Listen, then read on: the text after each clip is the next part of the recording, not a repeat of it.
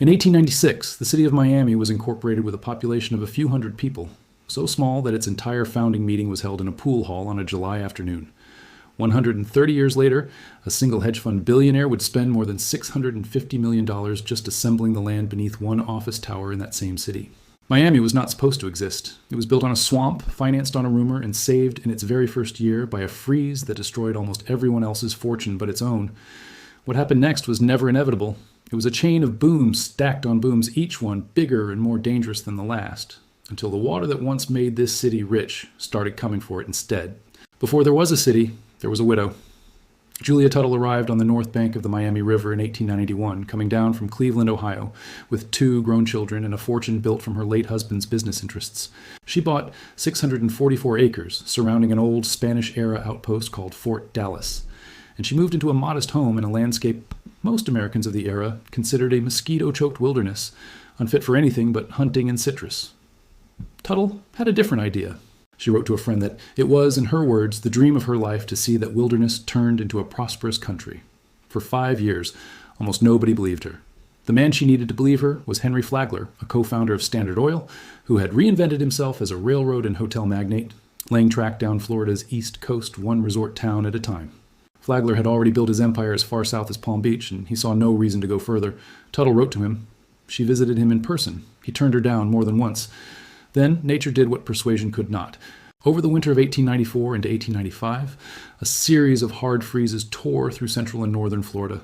3 separate cold snaps in December and February that destroyed citrus groves and vegetable farms from Jacksonville down through Palm Beach, wiping out fortunes along with the fruit.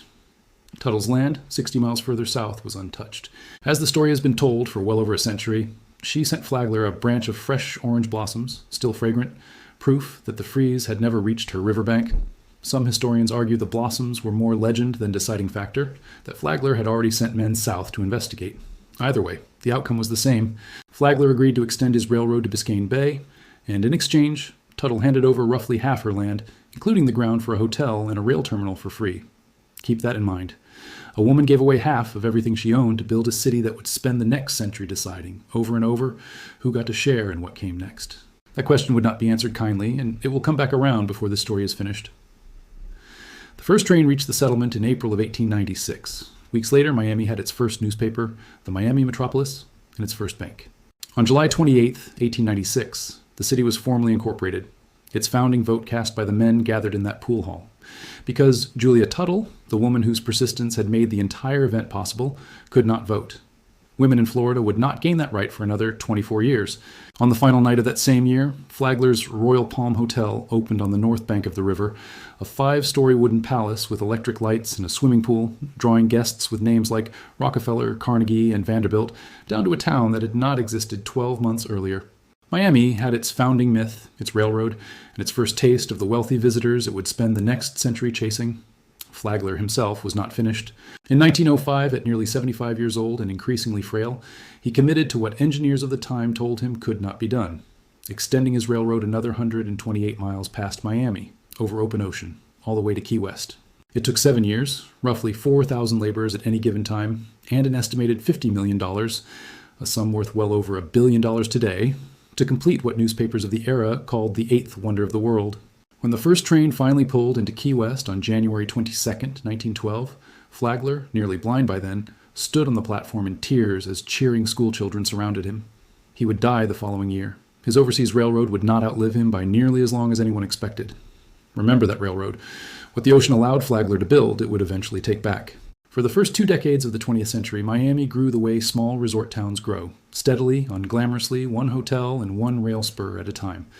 Then a second man arrived with a second vision, and the scale of Miami's ambition changed entirely. Carl Fisher was an Indiana-born entrepreneur who had already made one fortune manufacturing automobile headlights and building the Indianapolis Motor Speedway. He looked at the barrier island across Biscayne Bay from downtown Miami, at the time an undeveloped strip of mangrove swamp and sand, and saw not a wasteland but a blank canvas. Using dredges to pump sand up from the bay floor, Fisher and his partners physically built new land out of the water, transforming the swamp into what became Miami Beach. He built causeways, golf courses, and hotels, and he promoted the whole project with a showman's instinct. Elephants used as caddies on his golf courses. bathing beauties photographed for northern newspapers in the dead of winter when the rest of the country was buried in snow. It worked. Miami Beach became a playground, and playgrounds attract money. Fisher was not alone. A few miles to the southwest, a second visionary was assembling his own empire out of a family citrus grove. George Merrick had arrived in Miami as a 12-year-old boy in 1899, when his father, a congregational minister, bought a modest homestead site unseen for $1,100. By 1911, when his father died, Merrick had inherited roughly 1,600 acres of that land, and rather than simply farm it, he began quietly buying, selling, and developing subdivisions across western Miami, building a nest egg of $500,000 without telling a soul what he was really planning. What Merrick was planning turned out to be an entire city, mapped out on paper down to the last street lamp before a single lot went up for sale. Wide, curving boulevards, Venetian-style canals, buildings uniformly rendered in Mediterranean revival stone and stucco, more than 30,000 trees planted to complete the illusion of an old-world village, transplanted onto a Florida citrus grove. He called it Coral Gables, the city beautiful, and he named it for the coral rock house his own parents had built. It was formally founded on April 29, 1925. Within 2 years, his holdings had grown from 300 acres to 3,000, with room platted for 50,000 homes, and by early 1926, he had sold roughly $100 million worth of property.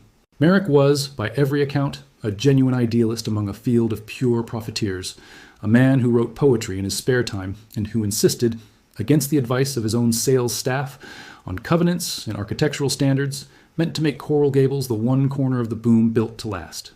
Between them, Fisher's dredged-up barrier island and Merrick's planned Mediterranean city gave the land boom its two most enduring physical monuments, and its two most convincing arguments that the fantasy was real.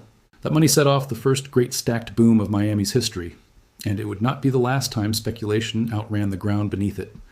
By the early 1920s, Florida had become the epicenter of one of the most extraordinary speculative manias in American history, a real estate frenzy fueled by post-war prosperity, the spread of the automobile, and marketing campaigns that sold subtropical paradise to a nation stuck in winter. Between 1920 and 1925, Florida's population climbed from 968,470 to 1,263,540, and Miami sat at the absolute center of the frenzy. Land in Miami was reported to have increased in value by as much as 2,400% in 1925 alone. Undeveloped lots, sold sight unseen through installment contracts, changed hands as many as 10 times in a single day, each new buyer betting purely that the next buyer would pay more. Speculators who had never set foot in Florida bought and resold swampland by mail. Developers threw up subdivisions and hotels at a pace that outstripped the availability of skilled labor and quality material, cutting corners on construction that nobody thought to inspect too closely, because nobody planned on living in the buildings long enough to find out. That shortcut would not disappear. It would resurface decades later in far fiercer wind, and it will matter again before this story ends. By late 1925, the mania had already begun to strain under its own weight. Railroads serving South Florida, overwhelmed by construction material and unable to keep pace with demand, imposed an embargo on non-essential freight, choking off the very supplies the boom depended on. New buyers, sensing the ground shifting, began to hesitate. The embargo was lifted in the spring of 1926. It didn't matter. The boom was already dying of exhaustion. Then it stopped dying slowly and started dying all at once. On the morning of September 18, 1926, a Category 4 hurricane came ashore directly over Miami, sustained winds near 150 miles per hour, driving a storm surge as high as 15 feet over Miami Beach, pushing seawater 2 to 3 blocks inland. Weather forecasters of the era, working without satellites or reliable long-range data, had hoisted hurricane warnings less than 12 hours before landfall, and only those residents who owned radios and had them switched on heard the news in time.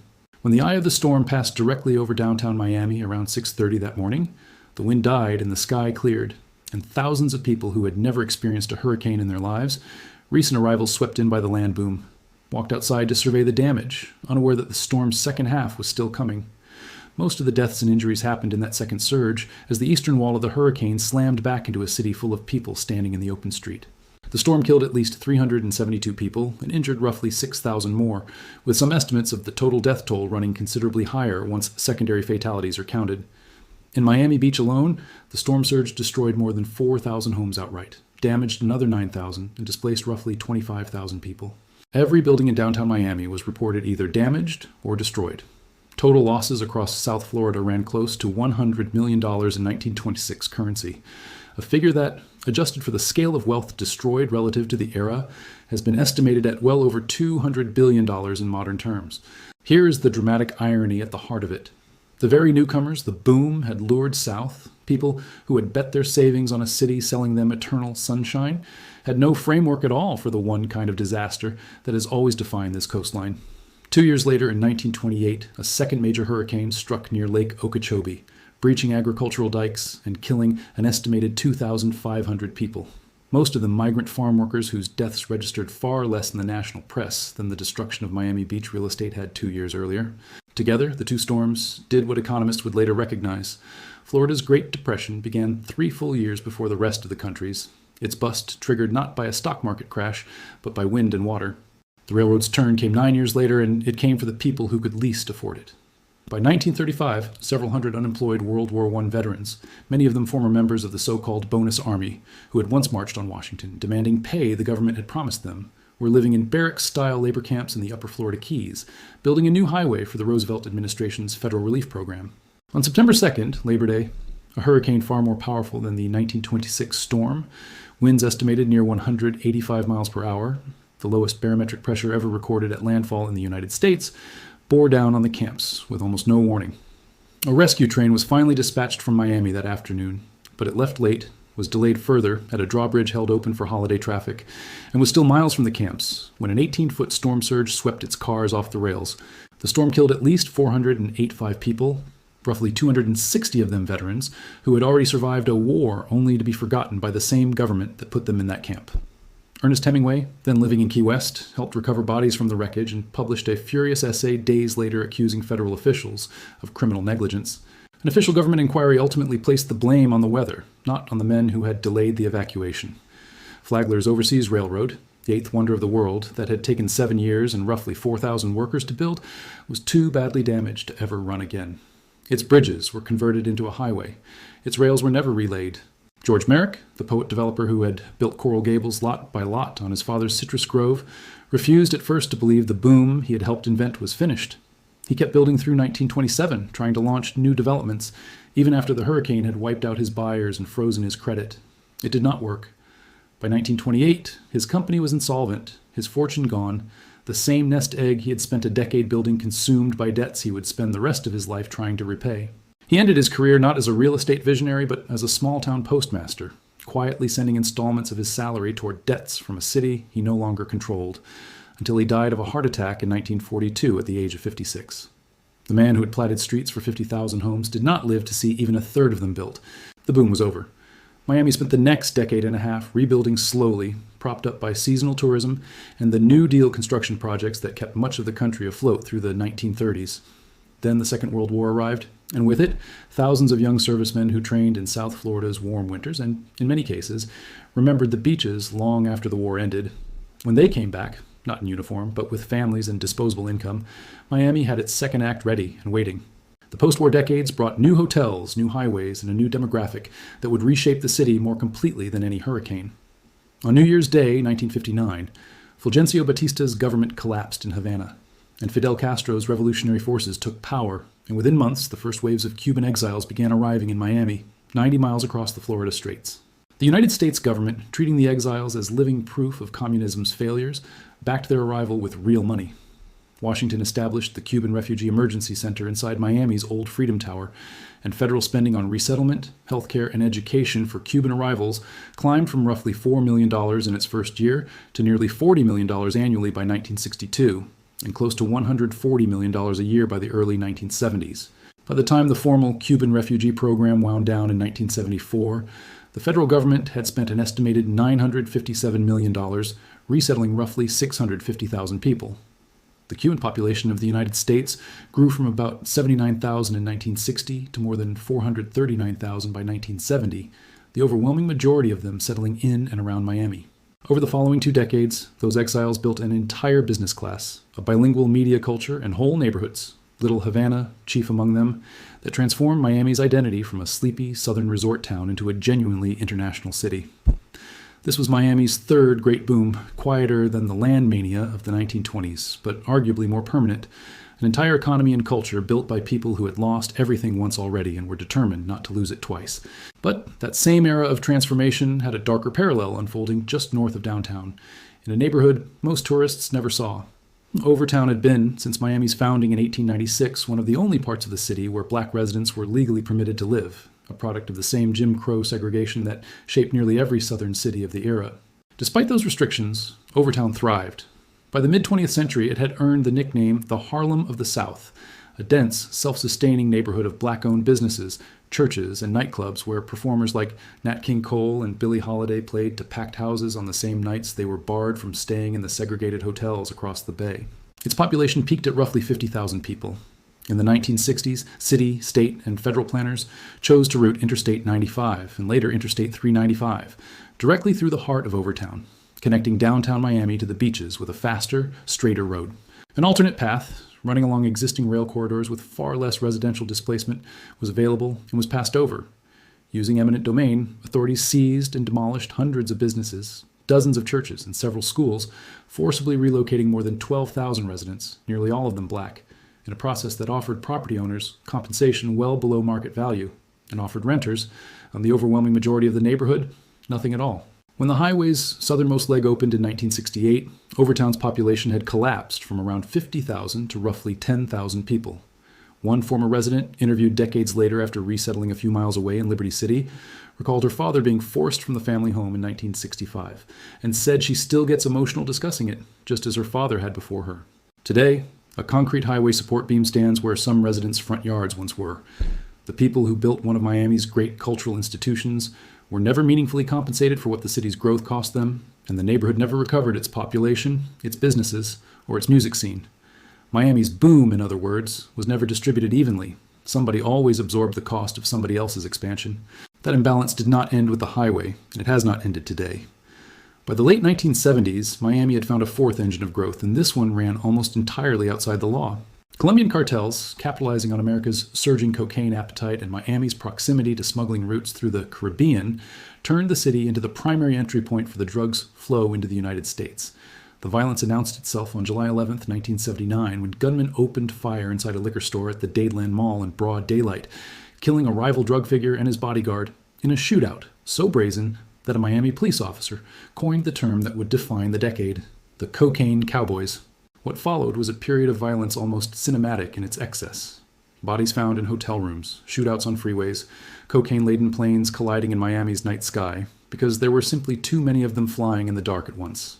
At the center of it stood figures like Griselda Blanco, known as La Madrina, whose organization was blamed for dozens of executions before her own imprisonment, and, decades later, her assassination in Colombia in 2012. Her chief enforcer, Jorge Rivi Ayala, was eventually convicted of multiple murders and sentenced to life. And Max Mermelstein, an American logistics operative for the Medellin cartel, believed to have personally moved as much as 56 tons of cocaine through South Florida before turning government witness and living out his life in the federal witness protection program. The scale of the seizures kept climbing along with the violence. A single 1982 raid on a hangar at Miami International Airport turned up $100 million worth of cocaine in one afternoon. Federal agents, overwhelmed, watched the numbers rise from there.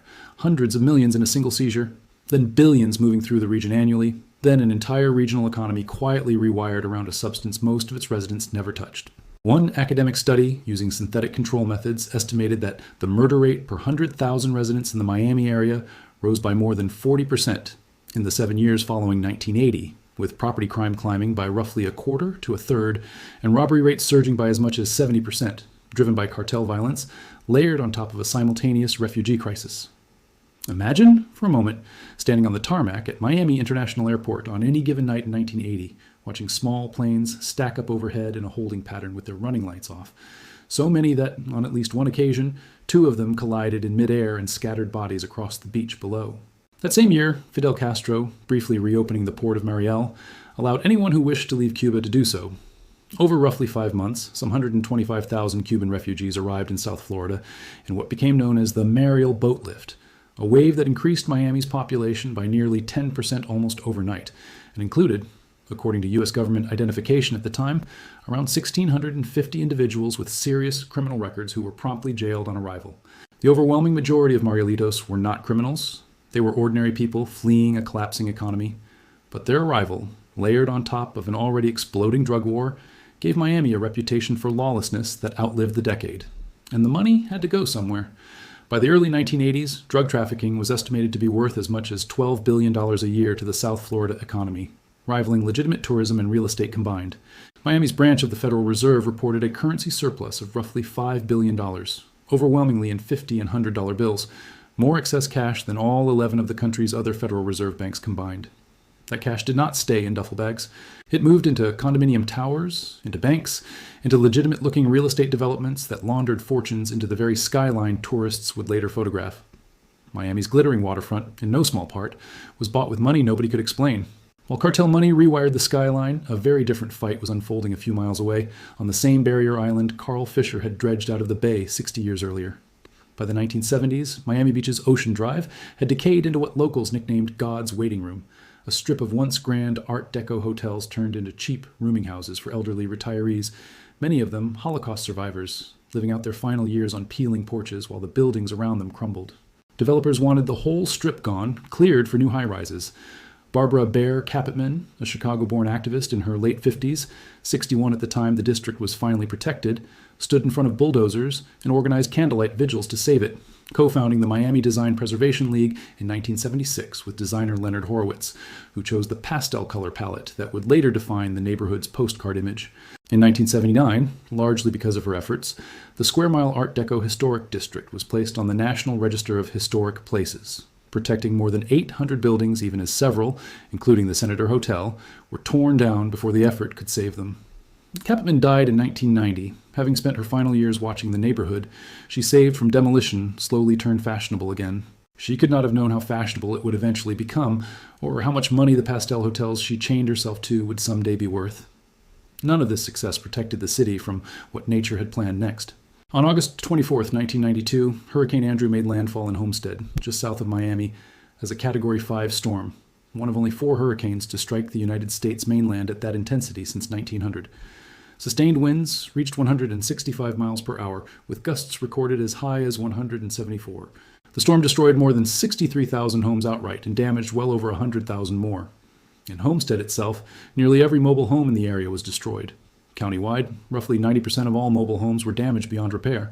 Remember the corners cut during the 1920s land rush? The fast, cheap construction nobody thought to inspect? 60 years later, investigators traced much of Andrew's worst residential destruction to lax building codes dating back to the 1970s, codes that had never been meaningfully strengthened even as the region's population exploded. Nearly 1.5 million customers lost power. Roughly 250,000 people were left homeless. In the years that followed, an estimated 83,000 residents left Miami-Dade County entirely, many of them relocating north to Broward County, which absorbed close to 20,000 of Miami's former residents in the storm's aftermath. Total damages approached $30 billion, making Andrew, at the time, the costliest natural disaster in American history, a record it would hold until Hurricane Katrina surpassed it 13 years later.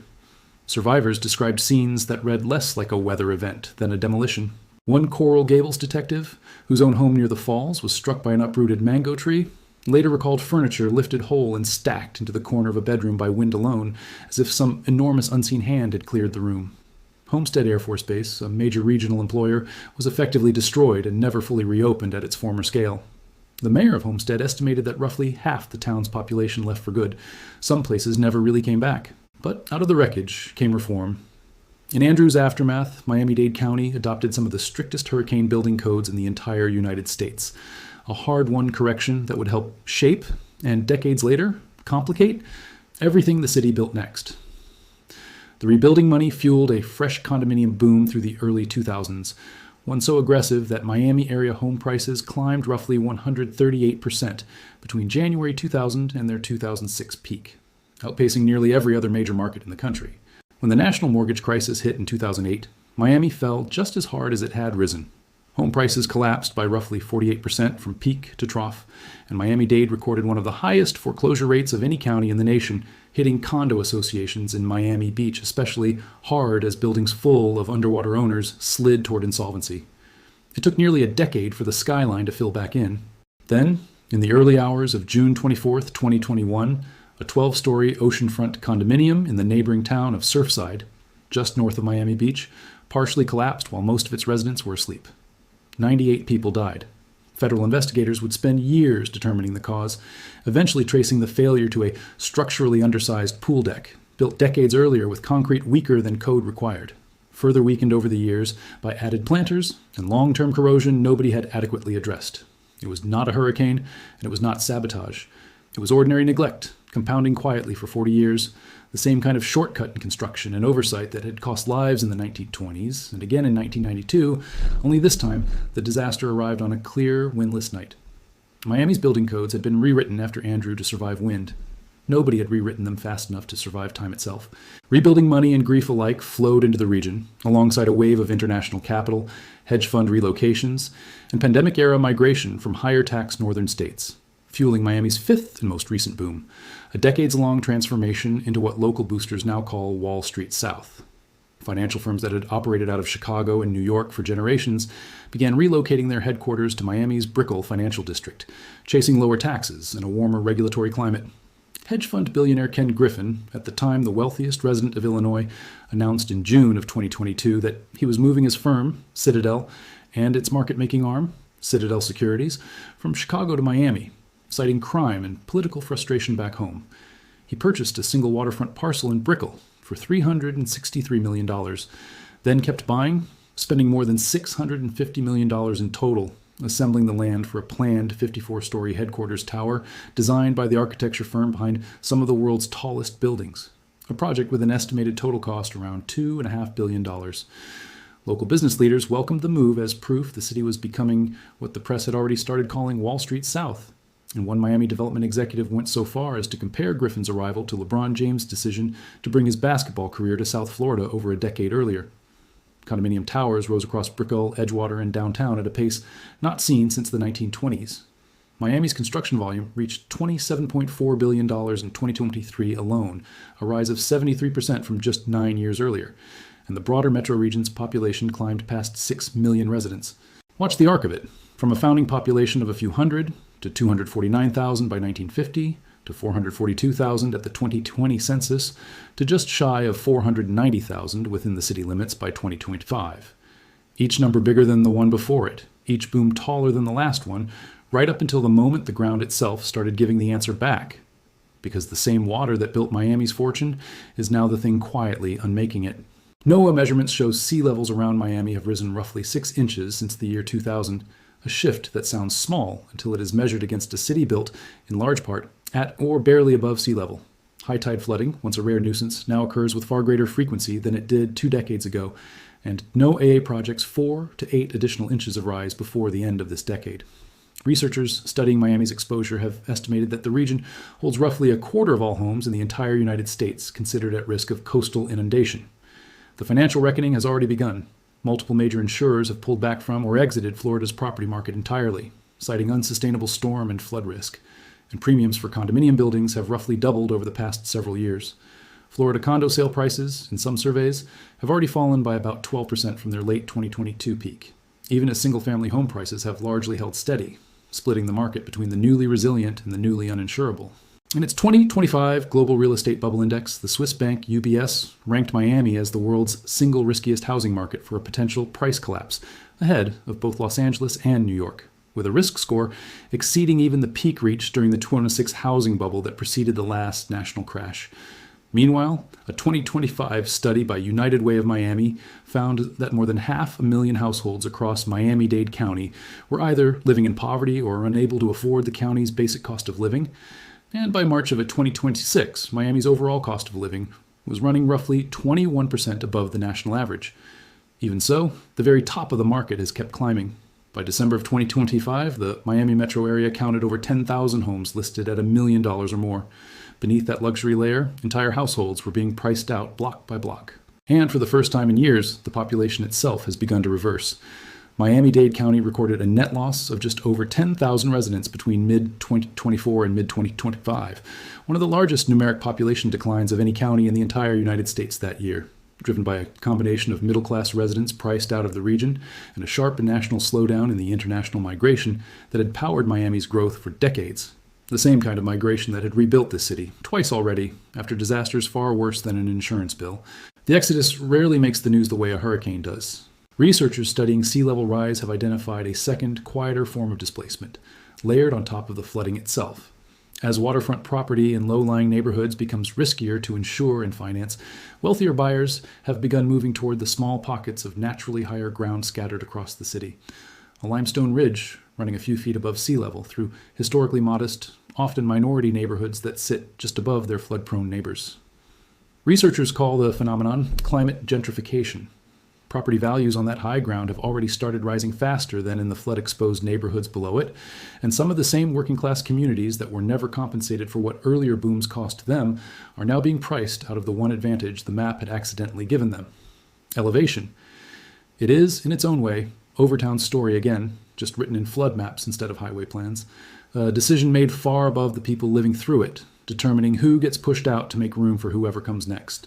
The building codes written into law after Hurricane Andrew now stand as some of the strictest in the nation, engineered to survive winds that flattened entire subdivisions in 1992. Resilient, storm-hardened condominiums built to those codes are already selling 10 to 20% faster than older buildings nearby, commanding price premiums as high as 15%, a market quietly admitting what the storm forced the city to learn once already: that surviving here now has an engineering cost, and the people who can afford that cost are not the same people who built the city in the first place. Somewhere on the north bank of the Miami River, not far from where Julia Tuttle's modest home once stood, the water still moves the same way it always has, indifferent to booms and busts alike. Miami exists today because of a freeze that spared one woman's citrus grove when it destroyed everyone else's, a single accident of geography that convinced a railroad tycoon the risk was worth taking. George Merrick sold that same gamble as a Mediterranean dream and lost everything to it. Barbara Bear Capitman spent her final years fighting to keep a strip of pastel hotels standing against bulldozers, never living to see what those buildings would someday be worth. For over a century, the city built an entire identity on the promise that the water around it was gentle, that the climate was a gift rather than a hazard. Every fortune made here, the hotel money, the land boom money, the drug money, the hedge fund money, was built on that same bet, that this particular stretch of subtropical coastline would keep being lucky, storm after storm, decade after decade. The orange blossoms that started it all are long gone. The river is still there. The water is still rising, a few inches at a time. The same patient math that once spared this ground now working quietly against it. And Miami, once again, is waiting to find out whether its luck holds one more time. Subscribe to the channel